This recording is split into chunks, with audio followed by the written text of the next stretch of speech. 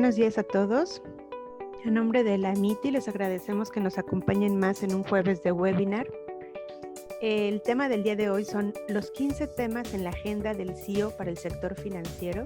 Nos acompaña Luis Gonzaga de Everis y vamos a hablar sobre cómo la gran mayoría de los CEOs y los equipos directivos de las entidades financieras en el mundo tienen hoy día diversos temas críticos que abordar para poder realizar realmente la transformación digital, considerando tanto los mercados como a los clientes y los empleados. El webinar de hoy se centrará en 15 de los principales puntos a considerar que no solamente los CEOs de entidades financieras deben de tener, sino cualquier CEO, y que deben de contemplar objetivos muy claros a corto, mediano y largo plazo. Vamos a abordar diferentes áreas de actuación: estrategia, marketing y comercial, producto, operaciones, regulaciones, capital humano, innovación e insights sobre los datos. Como verán, es un webinar bastante completo y nos da mucho gusto contar con Luis Olmedo de Cázares. Él es el director de Digital Strategy para el sector financiero en Everis Latam. Luis cuenta con más de 9 años de experiencia en proyectos de definición e implantación de estrategias de negocio y procesos de transformación digital para entidades financieras y aseguradoras a nivel mundial. Actualmente él lidera la práctica de Strategy Value en Everis México y colabora con el resto de las geografías de Américas en el desarrollo de sus prácticas locales. Las áreas de especialización de Luis son diseño y desarrollo de estrategias de Open Banking y de modelos de bancos digitales, internacionalización y lanzamiento de nuevas líneas de negocio, definición e implantación de planes de negocio, due diligence comercial, de potenciales targets, analizando también la razonabilidad del plan estratégico y el modelo de negocio, análisis de estructuras organizativas y alineación estratégica, integración de fintechs en entidades financieras tradicionales, desarrollo e implementación de modelos predictivos comerciales, entre otros. Nos da mucho gusto contar con él. Al final de esta sesión vamos a tener un espacio para preguntas. Les pedimos que durante la sesión ustedes, a través de la herramienta de preguntas o ya sea en el chat, puedan irlas formulando para que al final Luis nos apoye con su participación. Nos da mucho gusto contar con Luis. Te damos la cordial bienvenida, Luis, y te cedo el control de tu pantalla. Perfecto, Heidi, muchísimas gracias. Voy a compartir efectivamente el documento que vamos a revisar en la sesión de hoy. Bueno, en primer lugar, a mí lo que me gustaría es agradecer la oportunidad, en nombre de Everis, la oportunidad de Amiti de poder compartir bueno, pues este rato con ustedes y compartir nuestra visión sobre cuáles están siendo las diferentes tendencias que se están dando en el sector financiero y cómo los directivos o los CEOs de las entidades financieras están bueno, pues modificando la agenda y los diferentes puntos en los cuales tienen que estar trabajando sus equipos para poder dar respuesta a estas tendencias que están surgiendo en el sector financiero.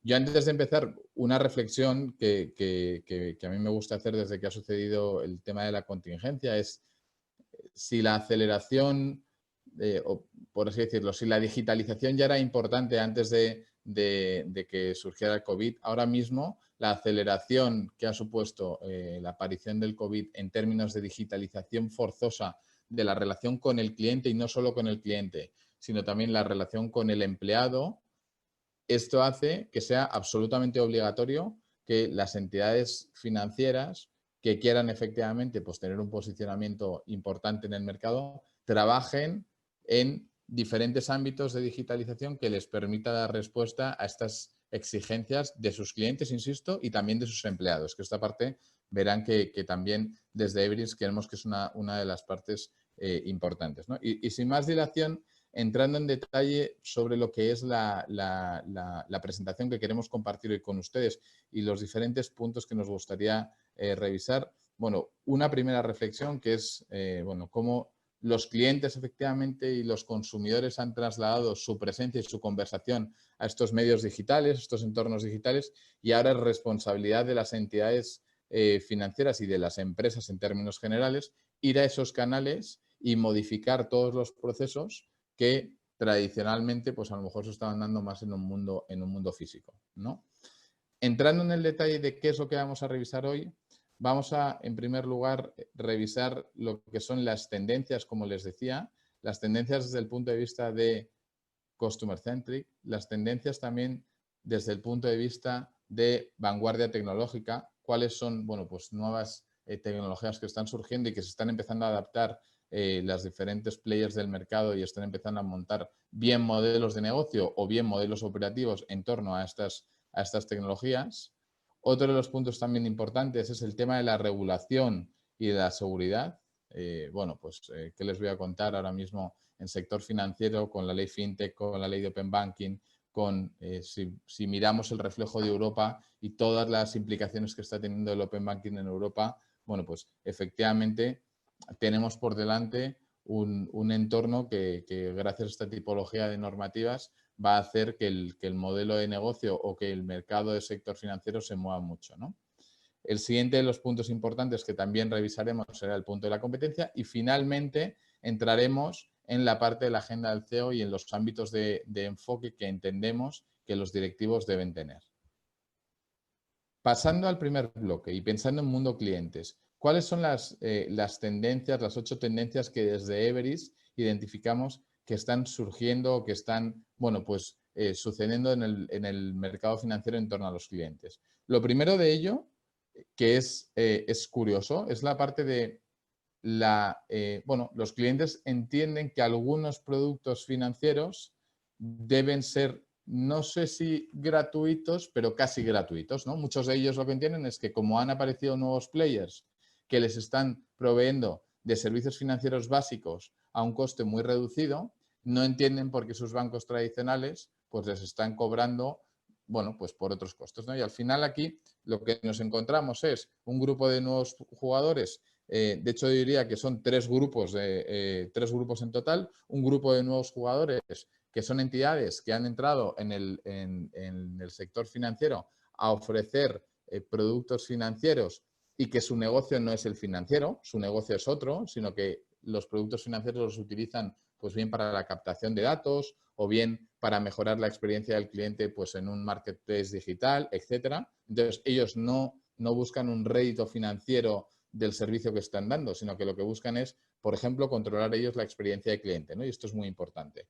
El segundo de los grupos que tenemos son bancos que son nuevos digitales, nativos digitales, que lo que están enseñando a los clientes es que son 100% transparentes y que les explican a la letra por qué les están cobrando y de dónde vienen las diferentes comisiones que están cobrando. Y esta transparencia al final deriva en un modelo en el cual un banco que es nativo digital tiene unos costes marginales por cliente menores que un banco tradicional porque tiene unos costes estructurales mayores y, por lo tanto, cuando explica esos costes y además hace comparativa contra otros bancos o incluso contra el propio banco tradicional del cliente, bueno, pues el cliente termina buscando efectivamente algo que no le cobre tanto, ¿no? Y entonces, esto es una de las tendencias que nosotros identificamos. Otra de las tendencias importantes es la parte de la personalización de los productos. Y esto tiene que ver mucho con la maximización del valor del dato. Es decir, las entidades financieras tradicionales, podríamos decir que históricamente no han tenido que hacer esa explotación de los datos de los clientes de manera tan urgente. ¿Qué es lo que sucede? Que estos nuevos players que hablábamos en el primer grupo vienen con una manera muy robusta de explotar la información de los clientes y por lo tanto lo que consiguen es hacer esa personalización de los servicios de tal manera que optimizan lo que nosotros llamamos la capilaridad, ¿no? Entendiendo la capilaridad por 3 aspectos: número de clientes a los cuales yo tengo llegada, número de veces a los cuales número de contactos al día que yo tengo con ese cliente y la calidad de cada uno de esos contactos, ¿no? Estas entidades, como explotan muy bien los datos, estas 3 cosas las hacen muy bien. Las entidades financieras tradicionales, como a lo mejor la utilización de los datos no ha sido el core de su negocio históricamente, pues les cuesta un poco más, ¿no? Y esto es una de las cosas que desde nuestro punto de vista es también crítico, ¿no? Otro de los puntos interesantes, la parte del one-stop shopping. Y esto, viendo, y decía, y vuelvo de nuevo al reflejo de Open Banking / PSD2 en Europa, los clientes al final lo que buscan es practicidad y es comodidad. Entonces, si un banco lo que está ofreciendo al cliente es que conecte sus cuentas a través de una misma aplicación y que el cliente tenga una visión 360 de todas sus finanzas en una aplicación, el cliente, eso desde un punto de vista de experiencia de cliente, lo agradece. Y de hecho se ve como en los modelos europeos, donde por PSD2 ya se puede empezar a hacer la agregación de manera abierta a través de las APIs, bueno, pues hay muchos bancos que están consiguiendo que efectivamente sus clientes en el primer año hayan conseguido aproximadamente entre el 3 y el 5% de agregación de las cuentas de estos clientes, ¿vale? Que si lo ponemos en datos luego de modelos de negocio que yo como banco podría montar sobre esa visión 360 que tengo del cliente, pues desde luego es un tema súper interesante. El siguiente de los puntos que también creemos crítico y que es una tendencia que los clientes ya dan incluso por natural, es el tema de la inmediatez operativa, ¿no? El quiero las cosas ya y las quiero en cualquier lugar, ¿no? Y esa inmediatez operativa lo que deriva es a que los bancos tienen que trabajar mucho. Quizás no tanto la parte de front, que eso es algo que sí que es verdad que se ha estado trabajando mucho, la digitalización de esos fronts, sino también la automatización de todo lo que hay detrás. Esa automatización de operaciones que se hacían en back office, que a lo mejor son operaciones que son manuales, pero que el cliente no entiende por qué está teniendo un onboarding que es 100% digital, pero no puede tener uso de la cuenta o no puede tener uso de la tarjeta o del seguro o no puede hacer aportaciones a la Afore. Él quiere entender pues por qué si se da de alta en otra aplicación que en el móvil tiene en el sitio al lado, pues no sé, Spotify, el alta es súper rápido y luego ya tiene acceso, ¿no? Y eso, por ejemplo, es una de las cosas que los clientes, desde nuestro punto de vista, pues también están demandando cada vez más, ¿eh? Otro de los puntos importantes es la parte de la planificación financiera automática. Los clientes cada vez, y más en tiempos post-COVID, cada vez están más preocupados por la planificación financiera.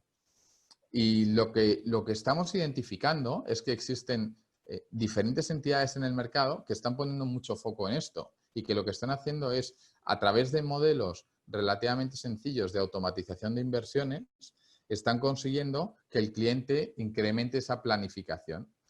De tal manera que en el día a día yo tengo un cierto rol de gamificación con el cliente y le ayudo a que incremente sus ahorros y, por otro lado, lo que consigo es que además, bueno, pues lo estoy invirtiendo en un producto que a mí, por otro lado, pues también me da comisiones y al cliente le tiene muy contento porque está viendo cómo crecen sus ahorros, ¿no? Y es una de las tendencias que también vemos desde el punto de vista de cliente.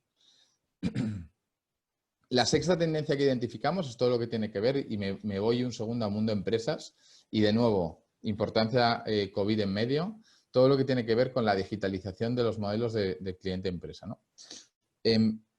Existen empresas que tradicionalmente, bueno, pues no han digitalizado sus modelos o retailers, pues porque no lo creían realmente necesario. Ahora, por temas de COVID, efectivamente es absolutamente necesario que hagan una migración a los canales digitales y que la venta de determinados artículos se vaya a sus canales digitales porque el aspecto físico está reduciéndose, ¿no?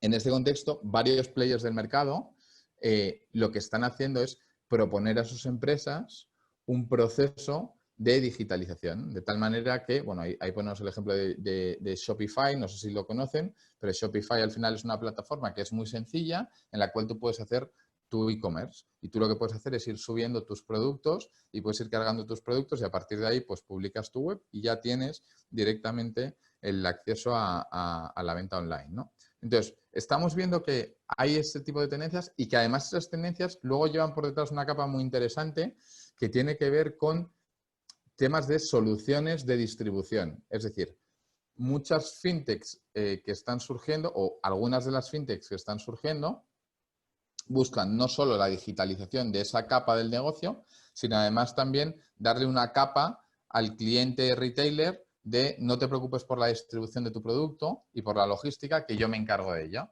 Lo que hacen es lo agregan y al final pues consiguen también ciertos costes, o sea, reducción de costes marginales, ¿no? Por volumen. Otro de los puntos también interesantes tiene que ver con la parte de las soluciones de financiación online y de pago digital, ¿vale? Bueno, aquí pues podríamos estar mucho tiempo hablando, podríamos hablar de lo que sucedió hace 2 semanas en Brasil con WhatsApp, que lanzó el sistema de pagos y 3 días después el Banco Central brasileño pues les prohibió la operatividad. al final, la reflexión desde Everis es que o sea, los clientes van a buscar realizar los pagos por aquel canal que les sea más sencillo. Y antes o después, las entidades que están en pleno contacto diario con el cliente, pues van a ganar esa partida, ¿no? Entonces, aquí lo que nosotros desde Everis vemos es que las entidades financieras más tradicionales tienen que empezar, y están empezando a hacerlo realmente, a pensar cuáles son los modelos, no solo de pagos, sino también de financiación online, que eso es una parte muy importante, ¿vale? O sea, es decir, ¿cuáles son esas plataformas que yo debo desarrollar, plataformas online o de e-commerce, para que mis retailers no solo estén contentos con el post que tienen en el físico, sino que también estén contentos porque les he puesto una pasarela de pagos virtual que les permite de manera súper ágil hacer a sus clientes la compra, y no solo la compra, sino que además también financiar esa operación, ¿no? Entonces, este es uno de los puntos que también vemos que es una de las exigencias que, bueno, que el mundo de las empresas empieza a tener con los bancos. Y por último, también la digitalización de las soluciones corporativas. Proveer a las empresas de soluciones que les ayuden a poder digitalizarse. Es decir, yo como banco entender que no solo debo darle o prestarle servicios financieros al cliente, sino que además debo cubrir pains que están cercanos o no tan cercanos al core financiero del negocio del banco, para que ese cliente entienda que esté conmigo o no esté conmigo no es una cuestión de comisiones, no es una cuestión de márgenes, no es una cuestión... Yo le estoy dando un valor que es un valor adicional y que va a generar una barrera de salida para ese cliente, ¿no? Y por lo tanto voy a conseguir que ese cliente no se me vaya a la competencia porque está enganchado conmigo y porque, por ejemplo, tiene toda la contabilidad o gran parte de la contabilidad automatizada con un programa o con un servicio que yo le estoy prestando, ¿no? Ese concepto de lock-in, si queremos llevárnoslo al mundo plataforma y a las palabras de plataforma, ¿no? Ese concepto de lock-in es muy interesante en mundo empresas, ¿no? Y más sabiendo que es una de las partes más rentables de los negocios de las entidades financieras. Pasando a la parte de tecnología, aquí lo que vemos desde Everis es, bueno, pues que van surgiendo diferentes tecnologías que tienen mucho impacto en los modelos y que además estas tecnologías, bueno, pues se empiezan a desarrollar de manera interna en las entidades financieras cada vez más y más rápido. Y de hecho nosotros, pues con muchos de ellos estamos viendo diferentes cosas de las que estamos ahora mismo comentando, ¿no? Y lo vemos, ¿no?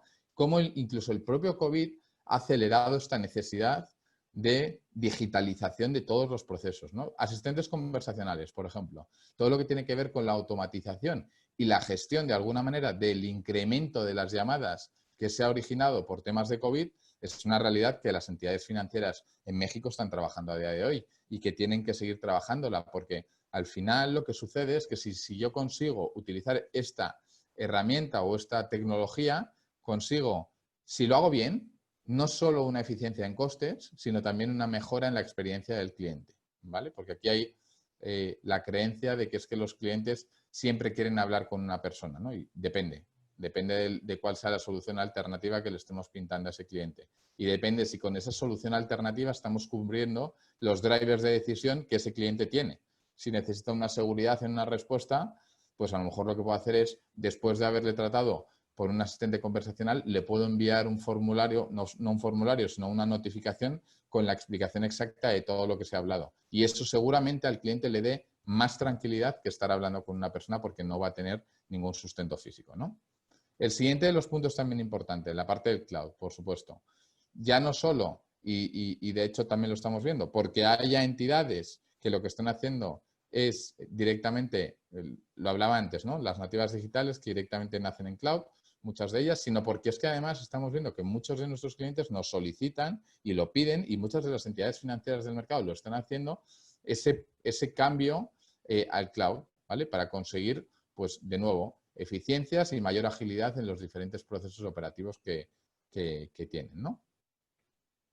Las APIs, para mí es el punto estrella junto con el tema de Open Banking, ¿no? Porque son los habilitadores, ¿no? La parte de microservicios.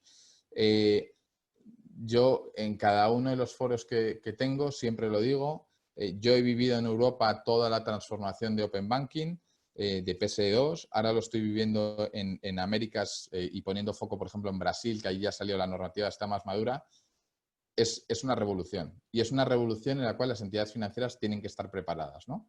Cuando me preguntan a mí, siempre pongo el mismo ejemplo, ¿no? Hace 4 años, las principales entidades financieras europeas, cuando la norma europea todavía ni existía, se pusieron a trabajar en esto y se pusieron a entender cuáles eran los modelos de negocio que salían de aquí y se pusieron a entender cuáles eran las amenazas, porque hay muchas amenazas que surgen en un entorno open banking, ¿no? Entonces, aquí yo diría que esto es una de las cosas claves, ¿no? La parte de las APIs, ¿no? Y el estar preparado no solo para la parte respecto a Open Banking de cumplimiento, sino también para estar preparado pues, para utilizar esos microservicios para dar mucha agilidad a la operativa de la entidad. Otro de los puntos tiene que ver, por supuesto, con la automatización de procesos y la utilización de inteligencia artificial. Por supuesto, es una de las tendencias también importantes. Y el último es el blockchain. Cada vez vemos más y más pilotos con clientes que lo que quieren es, bueno, pues ver cómo el blockchain puede permitirles mejorar sus operativas, ¿vale? Y aquí una reflexión que desde Everest creemos que es muy importante. El blockchain tiene muchas aplicaciones, pero lo que hay que hacer es entender bien cuál es la aplicación exacta para el blockchain, ¿vale? Porque muchas veces hay cosas que no es necesario montarlas sobre el blockchain y muchos clientes o muchos casos de uso que se han montado en el mercado han sido así, se han montado sobre el blockchain porque es blockchain, no porque blockchain realmente vaya a mejorar la operativa de ese caso de uso o de ese negocio, etcétera, ¿vale? Entonces, esta reflexión desde Everest creemos que es muy importante. En términos de regulación y M&A hay 5 aspectos que son interesantes. Open Banking, ya lo he comentado, para mí va a ser lo que va a estar de moda en los próximos 3 años, diría, en Américas. Hay que ver además en México en específico el regulador, bueno, pues cómo aterriza esa compartición de información, en qué vamos a, o sea, cuáles son los productos que van a estar incluidos en esa parte de compartir información, cuál va a ser la estructura de las APIs que se va a exigir, etcétera. Hay muchas cosas que todavía están abiertas y que en función de cómo se haga esa definición desde el punto de vista normativo, pues el impacto de la normativa será mayor o menor. La ley FinTech es otro de los aspectos también muy importantes. Desde 2018 contamos con ella. Y aquí, bueno, pues se ha visto, por ejemplo, en UK, como la normativa FinTech a través de la FCA ha conseguido que salgan muchos modelos de negocio innovadores, no solo de entidades FinTech como tal, sino de propias entidades tradicionales, que nosotros también lo vemos, que lo que quieren es pensar que pueden ir más allá, pensar que a lo mejor el onboarding que a día de hoy está aprobado en la normativa se puede modificar porque a alguna entidad financiera se le ha ocurrido una manera de hacerlo que sigue siendo igual de segura y que no tiene ningún impacto sobre el fraude o sobre el robo de identidades de clientes, etcétera, ¿no? Entonces, estos son unos aspectos también interesantes que también es una tendencia. ESG. Para mí, ESG quizás sí que es cierto que es una de las tendencias que todavía no asoma tanto la cabeza pues en México, en Brasil, en Chile, algo más. No asoma tanto la cabeza, pero poco a poco se va viendo cómo los reguladores más y más ponen foco en obligar a las entidades financieras y obligar, cogiéndola o agarrando la palabra con pinzas, ¿no? Les están poco a poco diciendo, oye, si tú cambias tu operativa, si tú cambias tus productos y si te estás moviendo hacia un modelo socialmente responsable, yo lo que voy a hacer, y esto en Europa, para que lo conozcan, ya existe un borrador de directiva que va por aquí. Yo lo que voy a hacer es, los requerimientos de capital que tú tienes cuando das préstamos van a ser diferentes y voy a ser más laxo con esos requerimientos de capital, de tal manera que tú vas a tener más capital disponible y por lo tanto podrás tener más circulante, ¿no? y generar más negocio al final.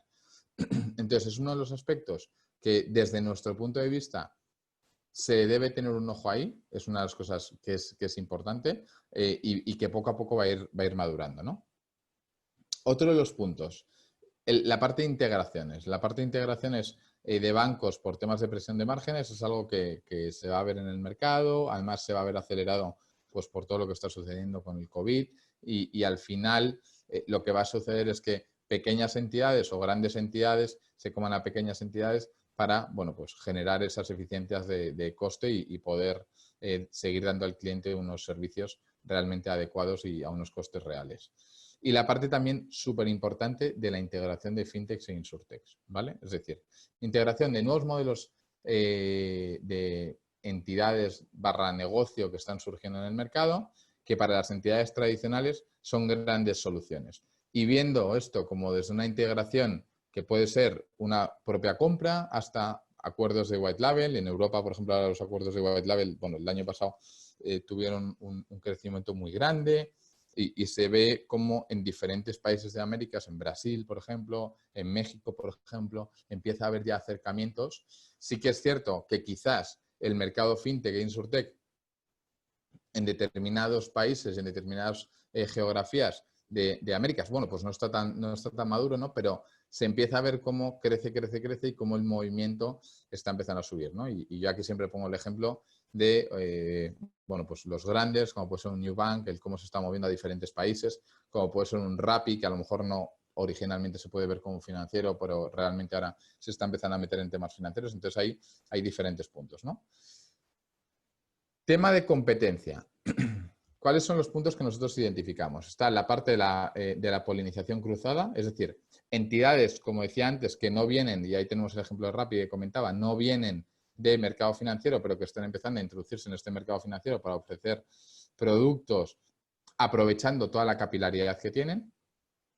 Las Big Techs es otro de los players que estamos viendo que está ganando y que se está posicionando cada vez más y más. Lo que están haciendo es, bueno, pues bien ofrecer a través de acuerdos con terceros productos financieros o bien incluso ellos mismos en determinados y en puntuales casos introducirse en esa cadena de valor de productos financieros, ¿no? El siguiente de los puntos, súper importante, la parte de la transparencia de Open Banking y la presión en márgenes. El Open Banking al final, y si quieren podemos conversarlo dentro de un año y medio cuando la normativa en México esté en vigor, pero verán que lo que va a suceder es que los márgenes se van a ver muy presionados porque al final el objetivo que persigue el Open Banking es la transparencia y el cliente va a tener una comparación de cuánto le cobra cada uno de los bancos por las diferentes comisiones, por los diferentes intereses, etcétera.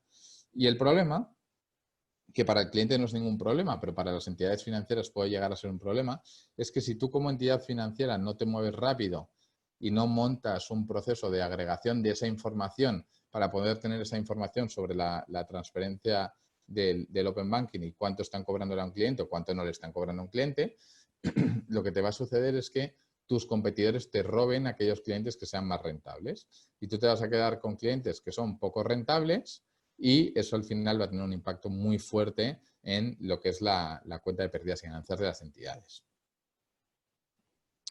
Competidores 100% digitales desde el punto de vista de la competencia y el cómo están llegando estos competidores que son nativos digitales y que además juegan con algo que las entidades tradicionales no tienen históricamente, que es el crecimiento viral. Saben hacer muy bien la explotación de los efectos de redes que permite esa digitalización total de su operativa, ¿no?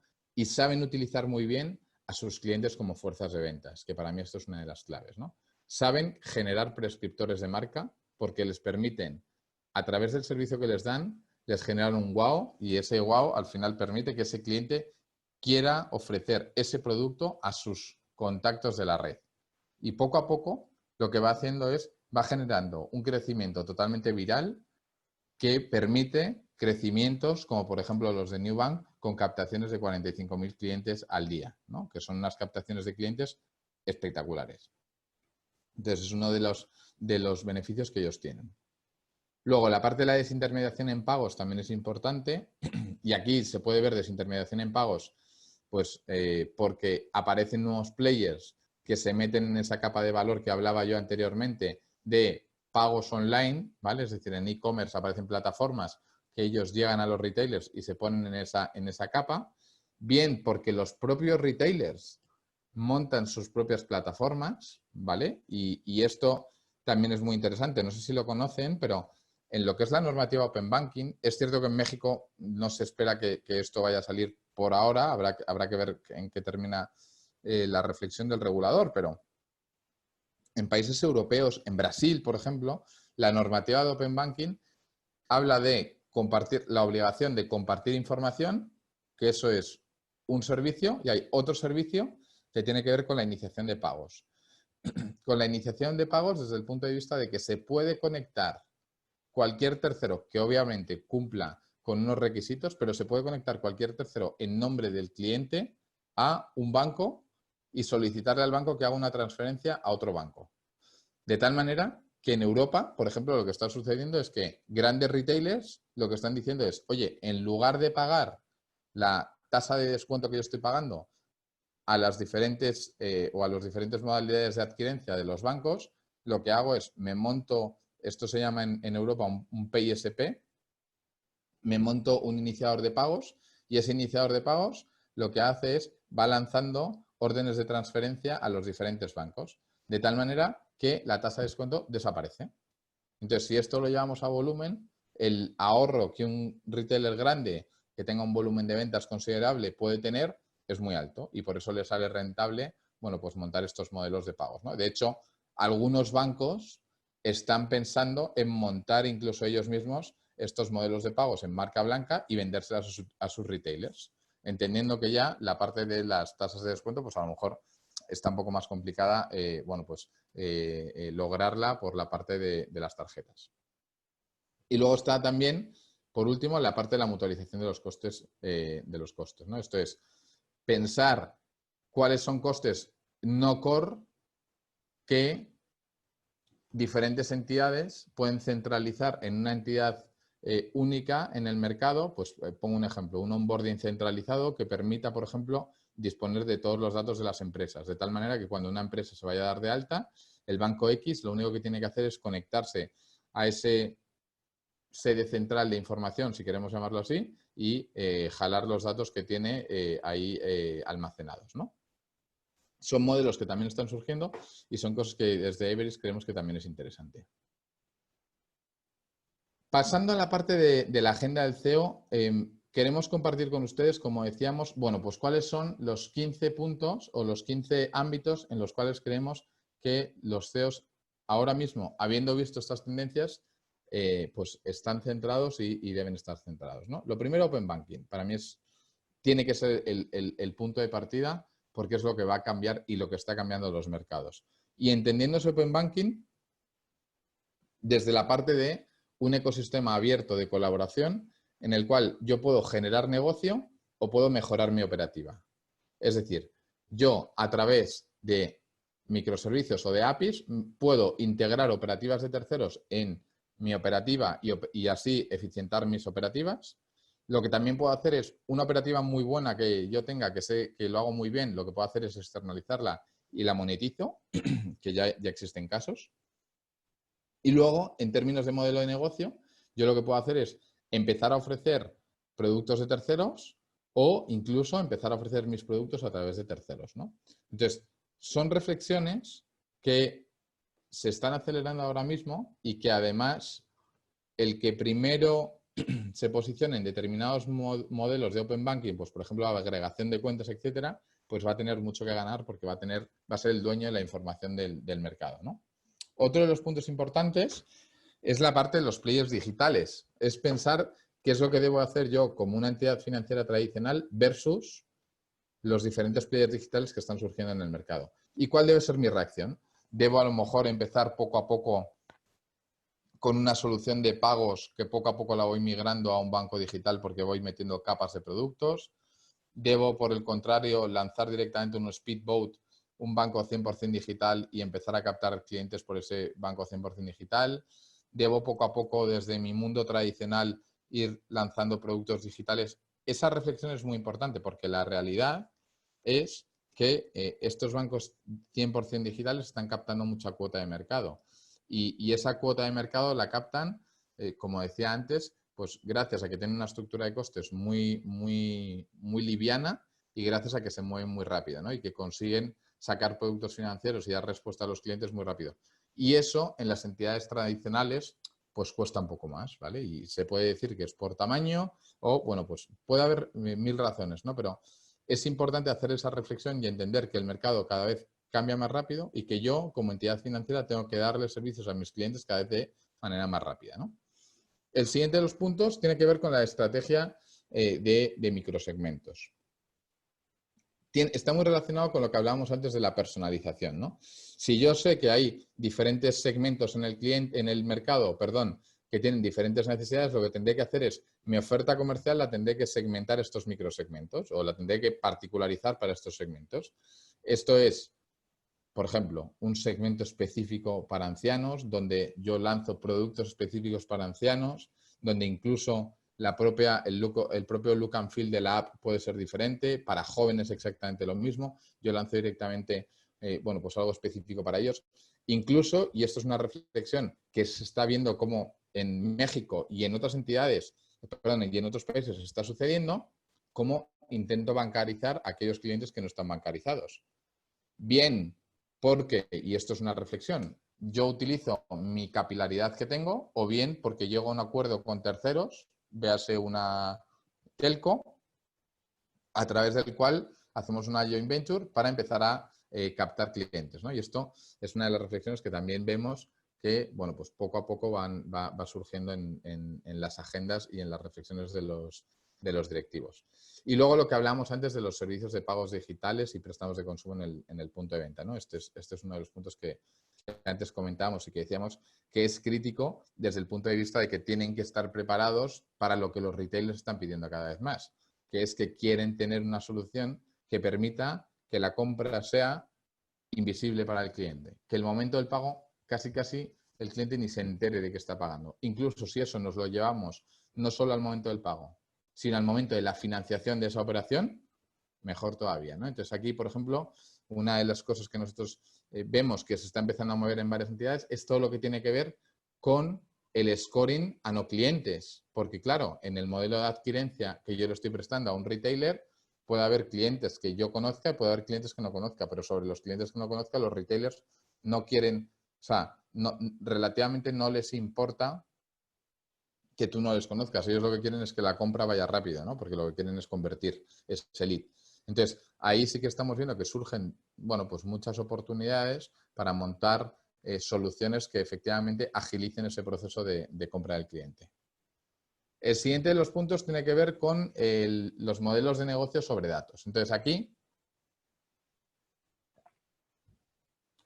desde Everest identificamos dos temas. Uno tiene que ver con lo que llamamos IDC, que son, oye, pues empresas que realmente sus modelos de decisión están basados en datos. O sea, no es que utilicen los datos para tomar decisiones, sino que es que directamente la decisión la dice un dato, ¿no? Y tengo modelos totalmente analíticos y predictivos que me permiten saber hacia dónde tengo que ir, ¿vale? Entonces, esto desde nuestro punto de vista es importante. Es complicado llegar a ese modelo, pero el segundo aspecto es uno de los aspectos que nosotros creemos crítico, que es el Open Banking Data.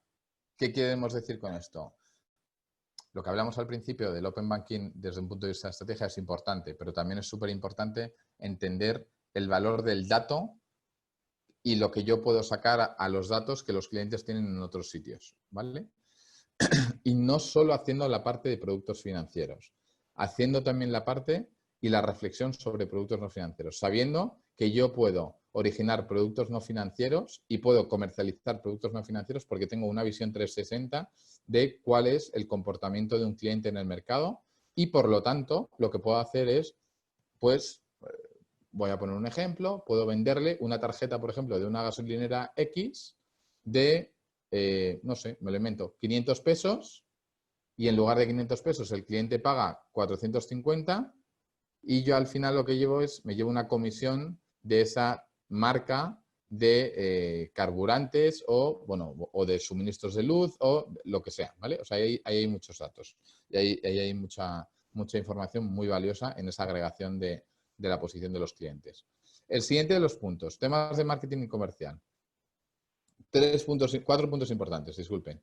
El primero de ellos, digitalización de canales o lo que nosotros llamamos el full digital banking, pero full digital banking de verdad, o sea, es decir, digitalizar realmente el canal que tengo con el cliente, no solo el front, ¿vale? O sea, es decir, que yo identifique cuáles son los servicios que el cliente quiere recibir por canales digitales y que a partir de ahí los desarrolle. no que yo poco a poco vaya liberando funcionalidades que realmente no son soluciones, sino que son funcionalidades random que yo voy liberando y que al final tampoco termina de cubrir la necesidad pura del cliente, ¿no? Entonces, aquí es muy importante lo que decíamos anteriormente de esa personalización y entender que Luis Olmedo quiere recibir X servicios en formato digital y hay otros que no, ¿no? Entonces, de hecho, muchas de las entidades digitales que son nativas digitales, lo que hacen es, nacen con funcionalidades que al final lo que se van haciendo es se van modulando en función de la tipología del cliente y se van activando o desactivando en función del cliente que yo tengo delante, ¿no? Y eso me permite llegar a ese ejercicio de full digital banking de personalización pura. El siguiente de los puntos, muy importante y más con todo lo que está sucediendo con el COVID, marketing digital y posicionamiento de la compañía en canales digitales, ¿no? Todo lo que tiene que ver con social listening, entender cuál es el valor del cliente, y esto es muy importante, el valor real del cliente. Históricamente las entidades financieras han calculado cuál era el valor financiero del cliente, pero lo que no calculaban eran los assets digitales de ese cliente, no calculaban sus contactos en redes sociales, no calculaban si ese cliente es un líder o es un follower, no calculaban, nada de esto se calcula. Y lo que vemos es que cada vez más y más eso es lo que se debe hacer, porque eso realmente es lo que te permite estos modelos virales que hablábamos anteriormente de crecimiento. Si yo sé que Luis Olmedo es una persona que tiene muchos followers en diferentes redes sociales y que mucha gente le hace caso, el valor de Luis Olmedo, de que esté en un banco X, es mucho mayor a otro cliente que a lo mejor no tiene tantos followers, ¿vale? Entonces, esta parte y ese análisis es muy importante embeberlo dentro del cálculo del CLV de los clientes, ¿no? Del Customer Lifetime Value. Luego, otro de los puntos importantes, la oficina del futuro, tener un análisis de cuáles son las estructuras de la oficina del futuro y cuál es el valor que yo voy a querer entregar a los clientes en esas oficinas del futuro. Es decir, voy a querer que sean oficinas de asesoramiento. Yo siempre lo digo, una de las primeras veces que yo viajé hace muchos años a Américas, me sorprendió mucho el nivel de transaccionabilidad de las oficinas, ¿no? Entonces, ahora mismo lo que nosotros vemos es cómo los clientes están focalizados y los CEOs están focalizados en intentar reducir esa transaccionabilidad y en pensar en cuál es el valor que yo quiero que la oficina ofrezca a los clientes y a partir de ahí construir una oficina que efectivamente cubra ese valor, ¿no? Siguiente de los puntos, conversational banking, lo comentábamos anteriormente, toda la parte que tiene que ver con transformar el modelo. Históricamente los modelos eran modelos de venta, yo voy a intentar vender al cliente lo máximo posible. Nosotros lo que vemos desde Everis es que el modelo no debe ser eso, el modelo debe ser un modelo centrado en un modelo relacional de larga duración. Un modelo que permita que yo bonifique, por ejemplo, a los gestores, no tanto por lo que venden, que es muy importante, sino por el tiempo que los clientes luego realmente están en el banco. Porque si el cliente o compra algo que realmente no necesita, la experiencia de ese cliente va a ser menor y se va a sentir, entre comillas, defraudado por el banco, ¿no? Y va a terminar yéndose, pues a lo mejor al banco de enfrente porque no le ha gustado el servicio que le han dado. Entonces, esto es uno de los puntos que desde nuestro punto desde nuestra visión es muy importante y que además reforzamos, y vemos que se está reforzando cada vez más y más desde el punto de vista de los CEOs con temas de asistentes conversacionales, ¿vale? Con la utilización de esas tecnologías. Voy a correr un poco más para que nos dé tiempo a comentar todos y dejar 10 minutos de preguntas. La parte de productos best in class también es uno de los puntos o uno de los ámbitos que los CEOs creemos que deben tener en su agenda. Esto es entender cuáles son las funcionalidades que yo debo incluir dentro de los diferentes productos que ofrezco a mis clientes y más dándole un sentido de negocio, es decir, identificando cuál es el peso que los diferentes productos tienen en mi cartera de rentabilidad y a partir de ahí reforzar esos productos que mayor peso tengan y que por lo tanto, bueno, pues más sensible sea yo a la desaparición o a la pérdida de clientes sobre los mismos.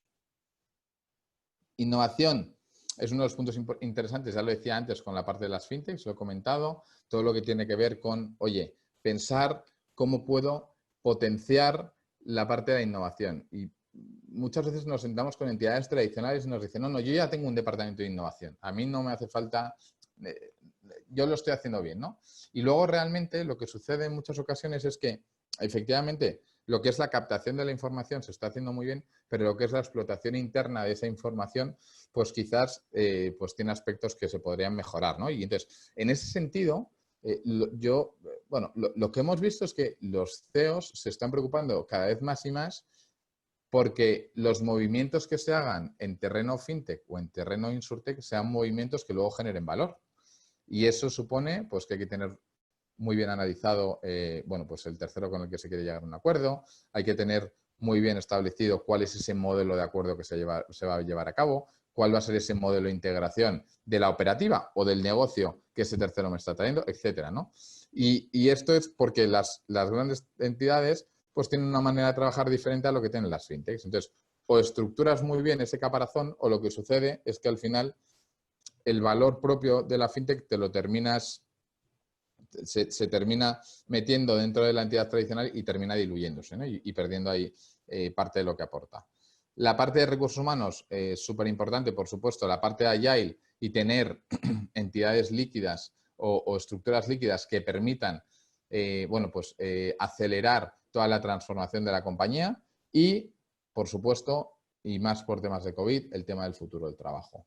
Pensar en cómo quiero que sea la estructura organizativa a futuro, qué parte de las personas quiero que trabajen en un formato de home office, qué parte quiero que vayan a la oficina, dentro de ese formato de home office, cuáles son las dinámicas que puedo generar para maximizar la productividad de esos clientes, incluso cuáles son las herramientas que puedo implantar para automatizar parte de estas operativas que durante el proceso de COVID me he dado cuenta que podían ser automatizadas, ¿no? Estos otros dos ámbitos también importantes. Regulation as a competitive strategy es importante desde el prisma que hablaba anteriormente. Ley FinTech permite que las entidades financieras tradicionales pues, presenten modelos de negocio nuevos. Entonces, lo que hay que hacer es, pues intentar hacer challenge, intentar hacer lo que hacen pues las grandes entidades tecnológicas que buscan cada vez más y más mejorar la experiencia del cliente y luego se preguntan si esa mejora de la experiencia del cliente pues cómo tiene que cumplir con las diferentes normativas que existen en el mercado, ¿no? Pero es importante pensar que los límites y que las regulaciones, desde luego hay que cumplirlas, pero que los procedimientos que existen para, por ejemplo, hacer un onboarding se pueden rediseñar y se pueden generar nuevos modelos de onboarding que sean igual o más seguros a los que existen actualmente y que además bonifiquen el modelo de negocio de la compañía o la experiencia del cliente.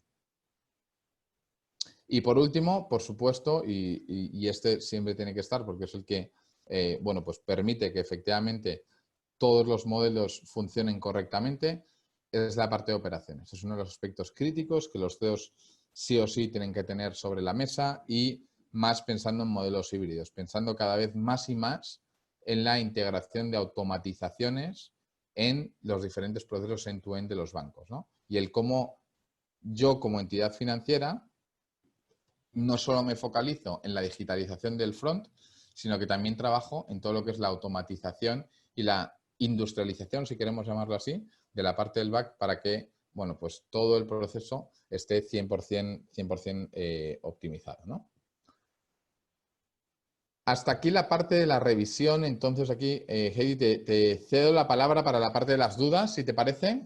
Sí, gracias Luis, muy interesante y sumamente completo. Abrimos ahorita este espacio para que a través de la herramienta que tenemos ahí para preguntas, podamos aprovechar que está con nosotros Luis Olmedo y nos pueda compartir algo de las experiencias que ustedes tengan dudas. Entonces, demos unos segundos para ver si hay alguien aquí. De todos modos, en pantalla está... creo que igual si podemos poner la que sigue, Luis, para ahí Sí. en la que sigue tú tienes ahí tu correo. Sería muy bueno que si ahorita no les surge alguna duda, pero más adelante, reflexionando sobre todo lo que nos compartió él, ahí está el correo para que también se pongan en contacto directo. A ver, Enrique Villarreal nos comenta que el nivel de conectividad que tiene el país, ¿qué tanto permite llevar a cabo estas tendencias? Es muy buena pregunta. De hecho, Enrique, es uno de los aspectos claves. O sea, Los modelos de negocio, al final, aunque sean digitales, son también, o sea, se deben evolucionar dependiendo de la geografía. De hecho, lo que se identifica es que en grandes urbes, pues efectivamente los modelos a lo mejor pueden ser relativamente digitales, pero luego también lo que vemos es que no llegue la digitalización o que la digitalización de los clientes sea menor en zonas urbanas, no quiere decir que no se puedan montar modelos digitales. Voy a poner un ejemplo, ¿vale? Que es un ejemplo que además a mí me gusta mucho.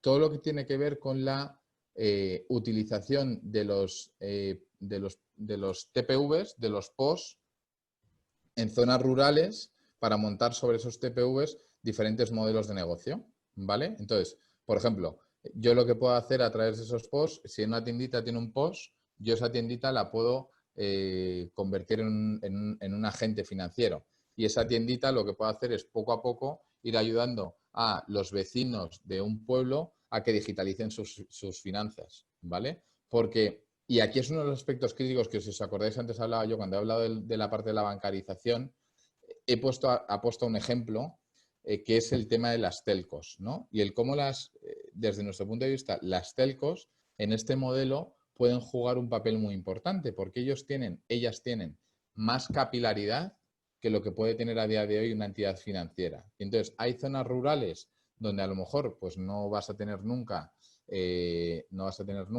una sucursal, nunca vas a tener tampoco, o sí que lo vas a tener, pero va a ser menor, la penetración actual de la banca móvil en esas zonas va a ser menor, pero sin embargo, si montas un modelo digital que efectivamente corre sobre soluciones que el cliente utiliza día a día, como puede ser una solución de telecomunicaciones, pues sí que puedes ayudar a potenciar el modelo y la digitalización de la parte financiera. Gracias. Y sobre lo mismo, Enrique comenta si el desarrollo de habilidades digitales que tiene la mayor participación de la población, ¿qué tanto influirá? Bueno, eso es muy importante porque al final es justo lo que decía, ¿no?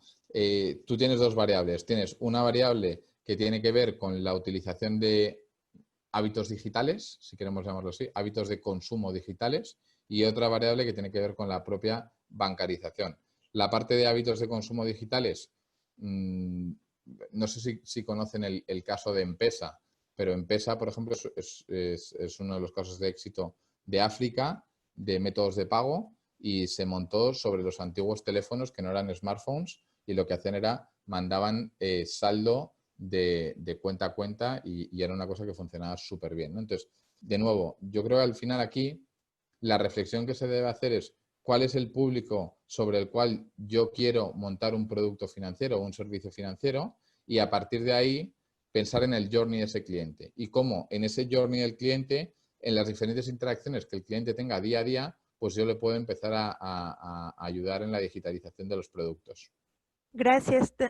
Enrique Morales pregunta que cuál crees que sea la razón básica por la que la Unión Europea, Unión Europea, el Open Banking no ha despegado como en otras partes del mundo. Bueno, el Open Banking en la Unión Europea, de hecho, despegar está despegando. Lo que pasa es que, ¿qué es lo que sucede con el Open Banking en Europa? Cuando salió la normativa PSE2, la normativa PSE2 era relativamente poco clara con cómo se tenía que compartir la información, cuáles eran las fechas exactas de qué información qué información se iba a tener que compartir, etcétera.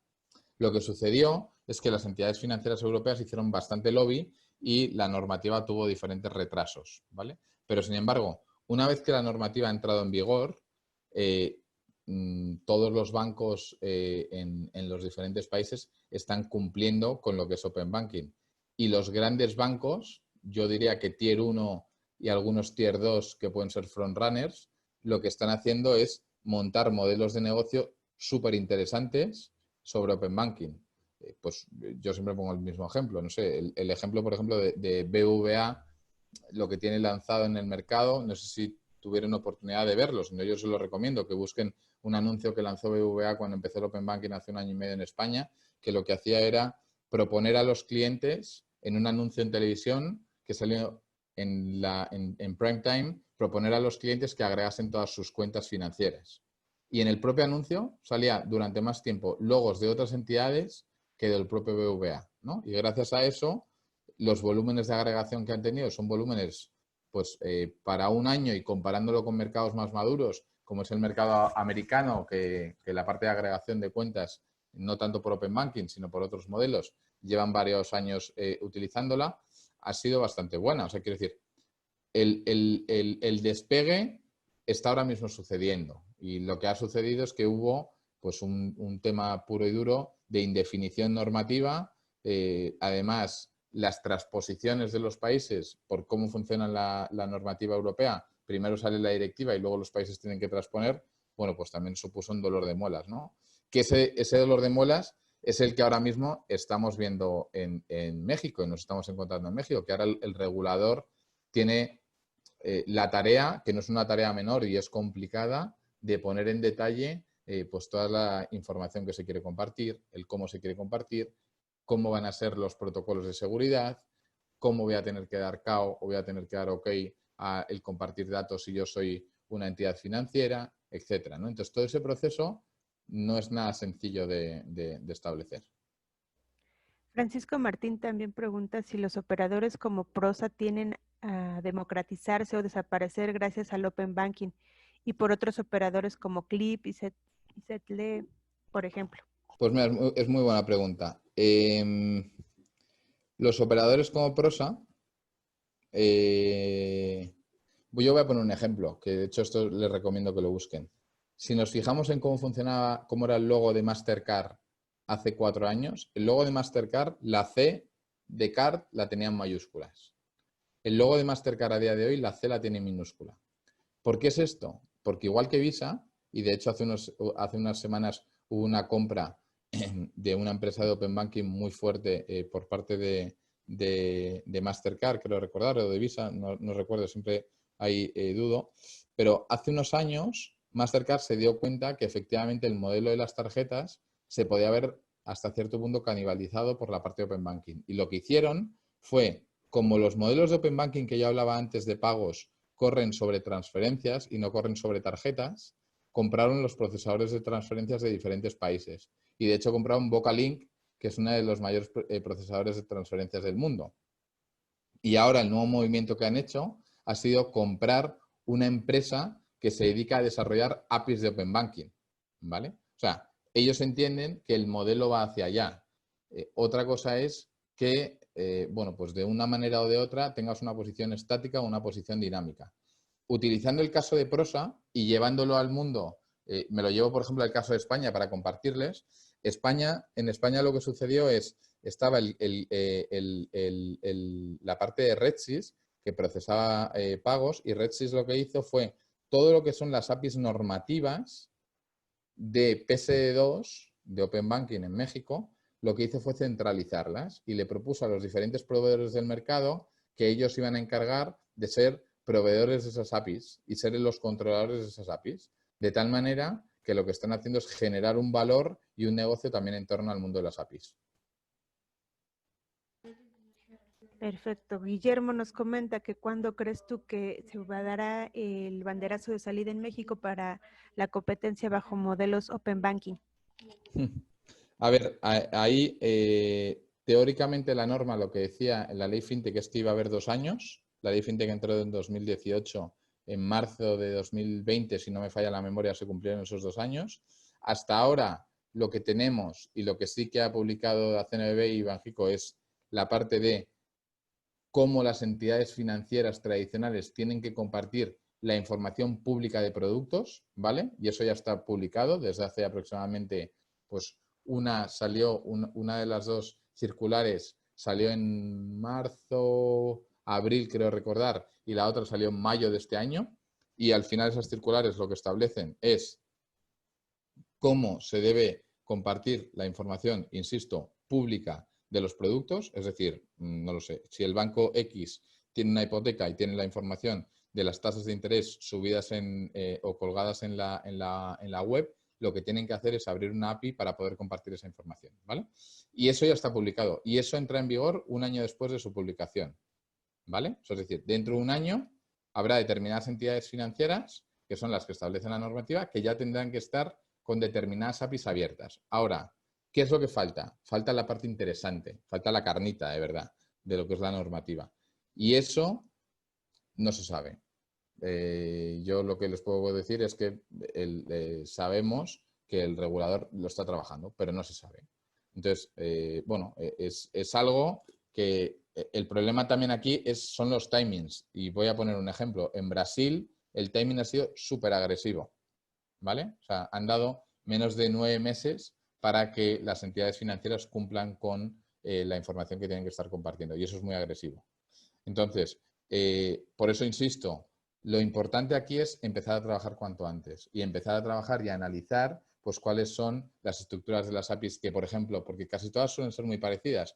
Tienes el Berlin Group, tienes el Lux Hub, tienes otro grupo en Singapur, pero todas las APIs más o menos tienen la misma estructura. Entonces, el estudiar esas APIs, de hecho nosotros ya lo estamos haciendo con algunas entidades, el estudiar esas APIs, ayudar a pensar de dónde tengo que jalar esta información, etcétera, eso es una cosa que cuanto antes se haga, pues más preparado vas a estar para cuando llegue la ola.